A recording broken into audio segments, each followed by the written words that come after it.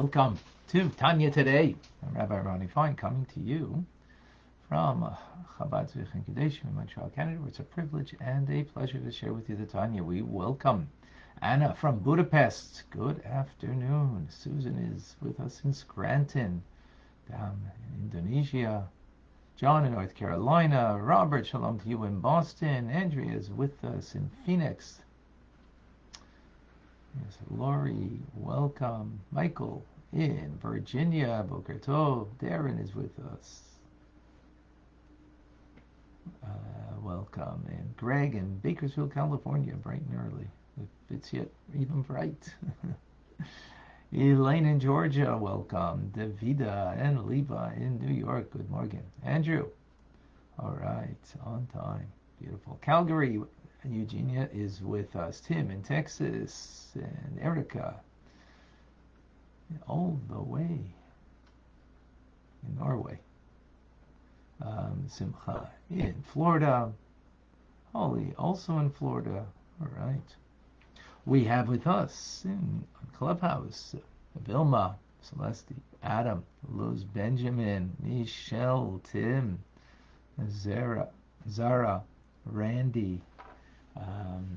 On Instagram, we have Okoye in Peru. We have Sonia, Alyssa, Alan. Beautiful. Okay, folks.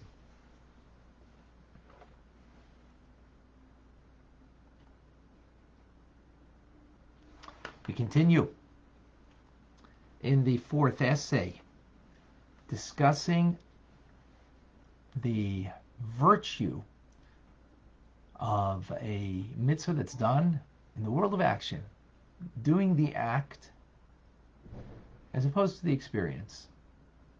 The action form of a mitzvah versus the love and awe that one feels in doing a mitzvah. No, not doing a mitzvah, I'm sorry. Take that back. The love and awe that a person has towards God that is not steeped in doing the mitzvah. But, hey, we have a soul. Okay. We have a soul. And that soul is embedded in it a love and awe of the Creator, because that soul is part of the Creator. So we can experience it. And as a result, it can be an awesome thing. Excuse me a second. Hello. Okay.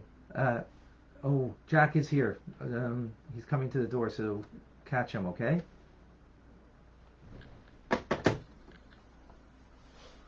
Okay. Give you a moment.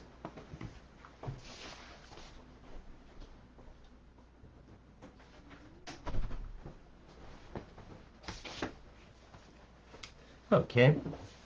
So, this is with the discussion. And today, the discussion will include Tevya from Fiddler on the Roof, where he says to his wife Golda, "Do you love me?" What is the meaning of that? What's the understanding of? What is the understanding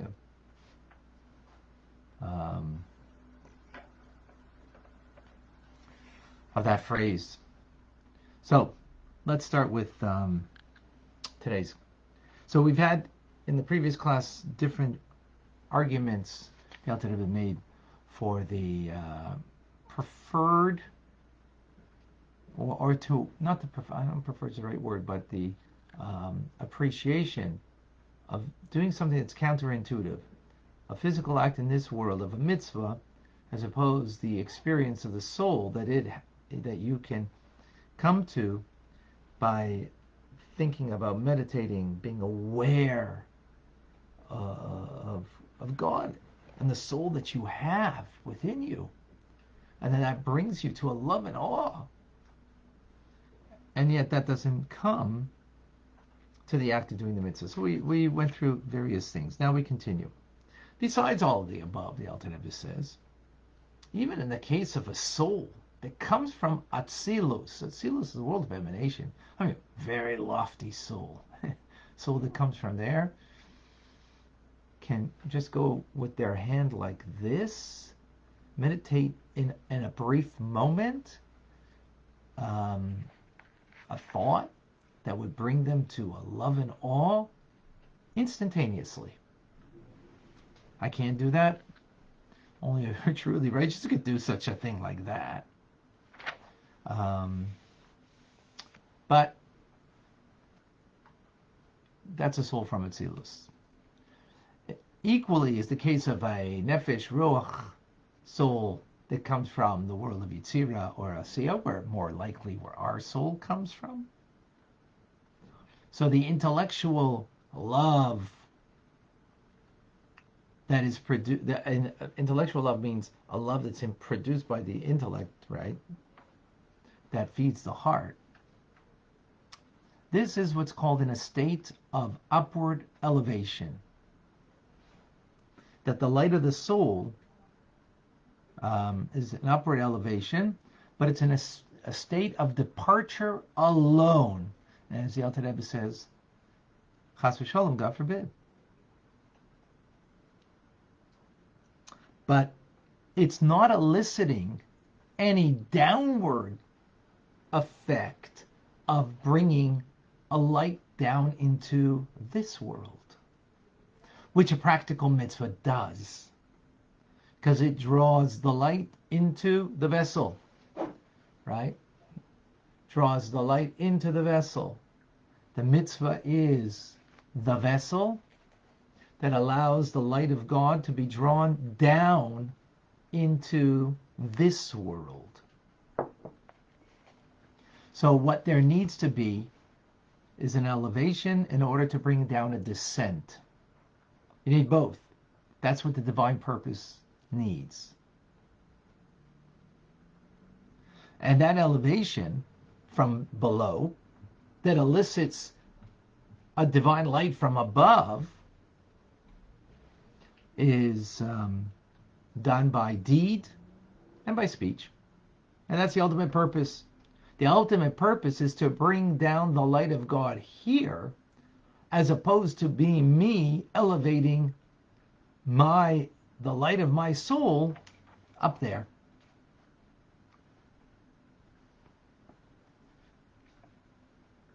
And this concept is further brought out in Shabbos and holidays, Yom Kippur, that there's what we call an elevation of the world. But what's being elevated is not the light of the world, but the vessel of the world,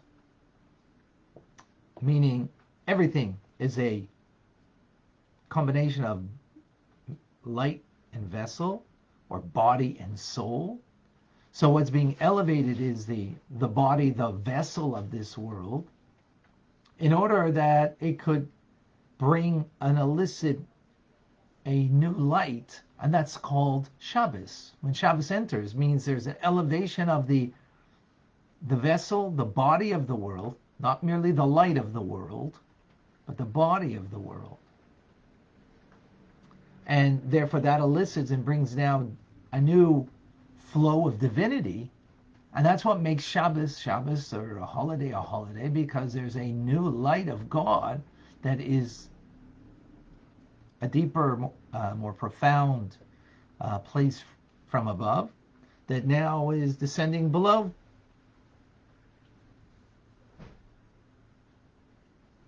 So the intellectually motivated love and awe of God is not, when it ascends, when it elevates, not bound to an action of a mitzvah. So you don't have the vessel elevating with light. All you have is the elevation of the light of the soul with no vessel, no body, as it were. And this is why Moshe Rabbeinu, Moses, prayed 515 times to God that he should allow him to enter the Holy Land so that way he could fulfill practical mitzvahs. So too with regard all the physical utterances of the laws, when we learn them, the study of those laws in when we express it, so too we draw down light below.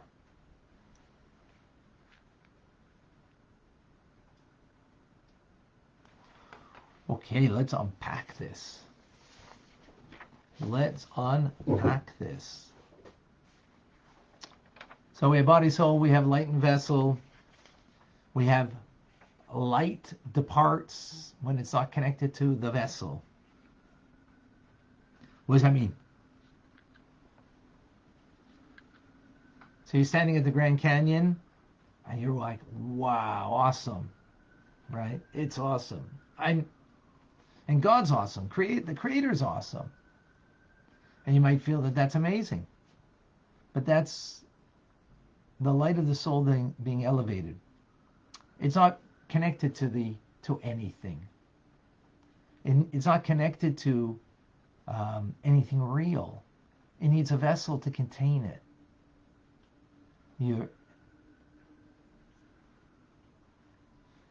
Fiddler on the Roof, Tevya says, do you love me? Do you love me? What's he looking for? He's looking for romantic love. That's light without a vessel. Right? What does she say, Golda? What do you mean, do I love you? For 25 years, I washed your clothes, I cooked for you, I've done for you. Action. A vessel. To have the light fill the vessel. The light fills the vessel.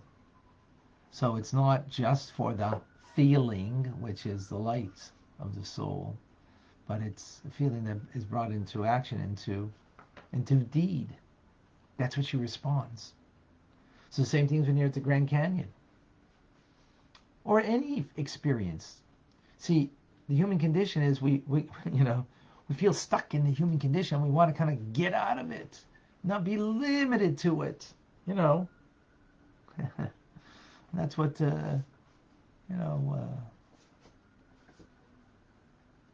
what's the new thing?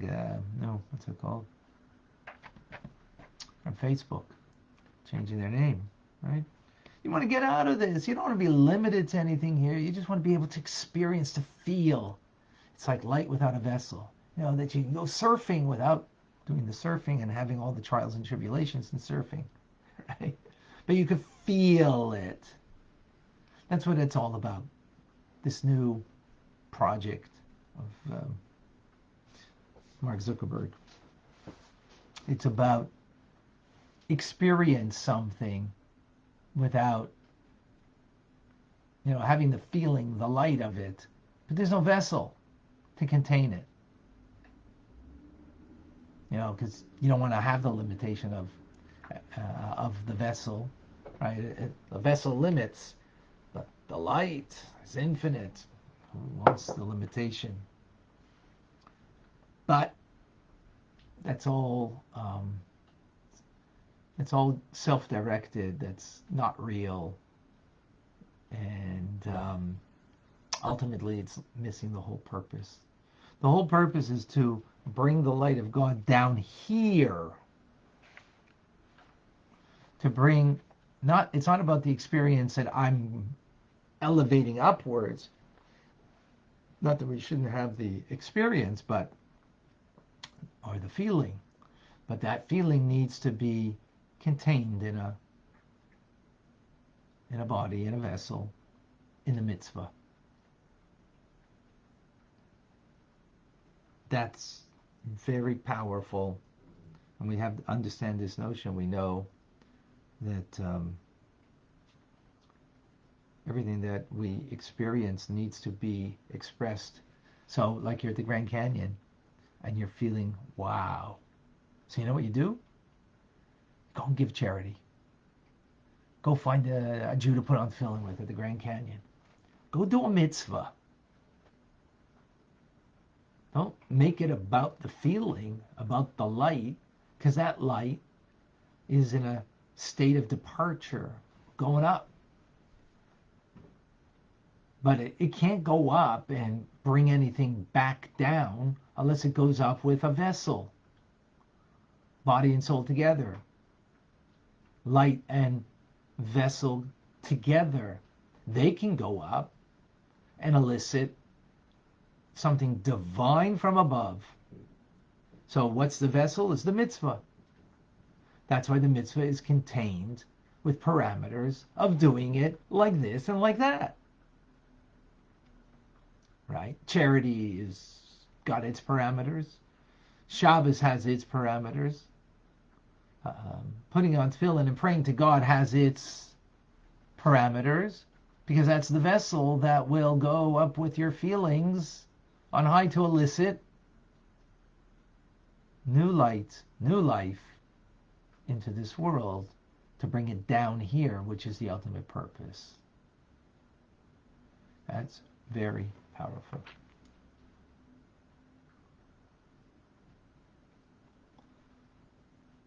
That's very powerful. All right, let's open up. Let's open up for questions, comments, discussion. Let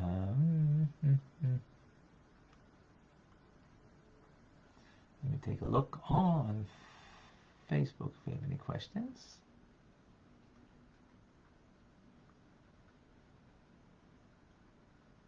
Two question marks before you ask, please. That way we could see very clearly that it's a question. Laurie, we are tools like a wrench to fix something broken, which is greater than the wrench, the person, connection. All right. Thank you. Remind your Rambam today, 1 o'clock. Okay, on Instagram.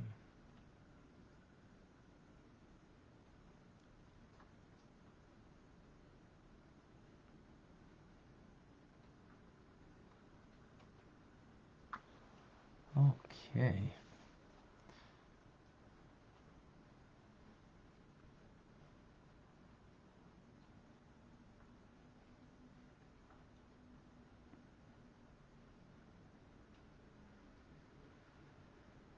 All right, anybody else like to share?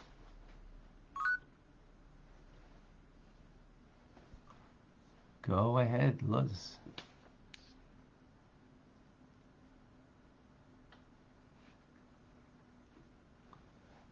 Go ahead, share with us.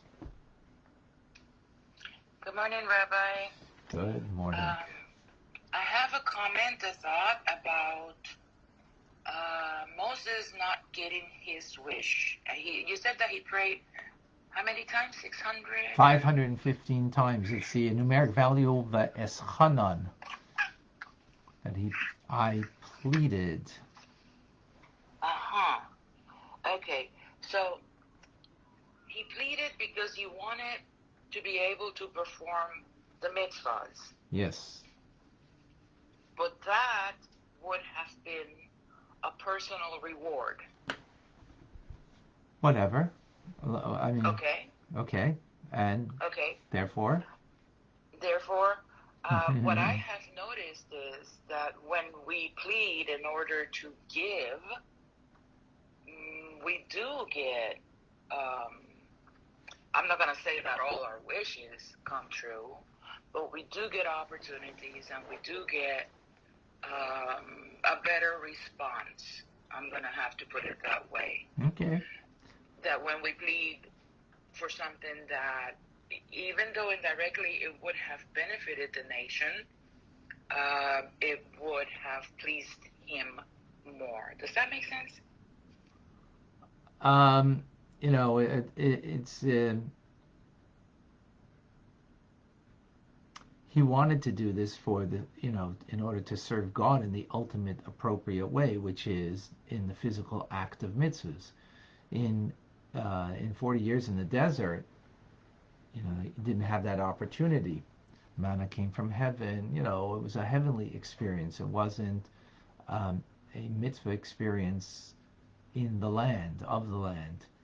And therefore he wanted to serve God in the ultimate way, and therefore desired that. There's nothing, wrong in that.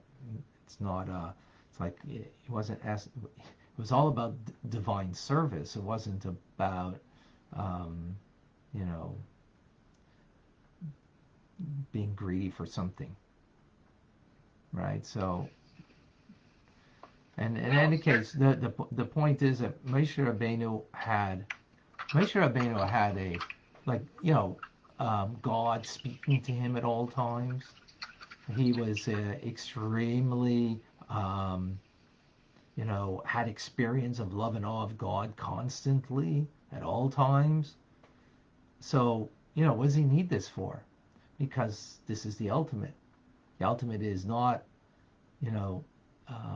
the feeling or the connection through love and awe, but that love and awe is connected to a mitzvah, an action. So that's what he desired. So there's nothing. It was totally commendable. It wasn't anything Certainly, negative. Rabbi. Yeah, certainly. What I'm trying to bring about is not against Moshe. I mean, No, I didn't think you're speaking against him, but I'm bringing out is that it's a very positive thing. That's all. Most certainly, yes. But what I'm thinking, like the previous question said, we are tools. God uses us. And Moshe didn't know that he was going to reincarnate. Perhaps God used Moshe to teach us further lessons down the line. That's what I'm trying to get at. Right. Yeah. Okay. And we don't know. Right. Yeah, we don't know what we don't get. Okay. What we pray for. Yeah. In any case,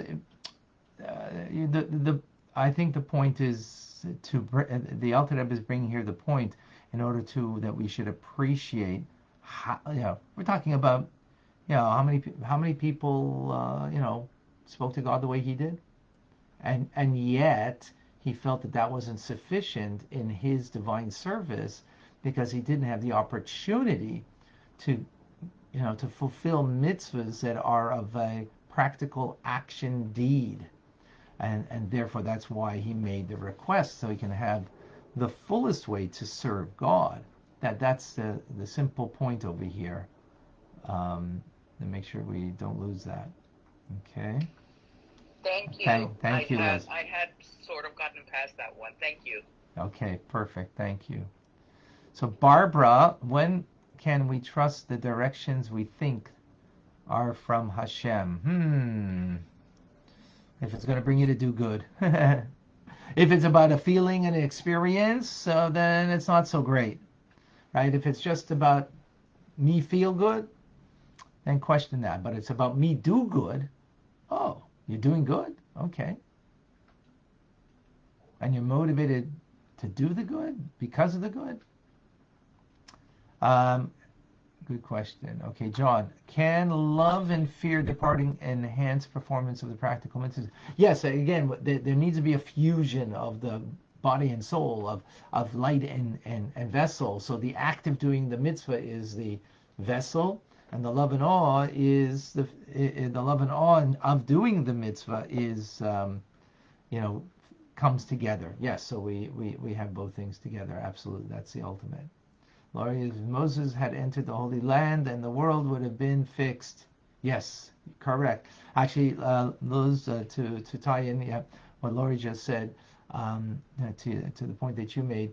Ultimately, it was not meant to be that Moses should go into the land, because if he would, everything about him is eternal. It would have been the eternal redemption, and the time had not come. The time had not come. So his request was not heeded. Well, I should. You know what? It's a very complicated thing, actually, Liz. To go back to your point, it's a very complicated thing, and right now isn't. We won't go into it. Another time we'll get into it.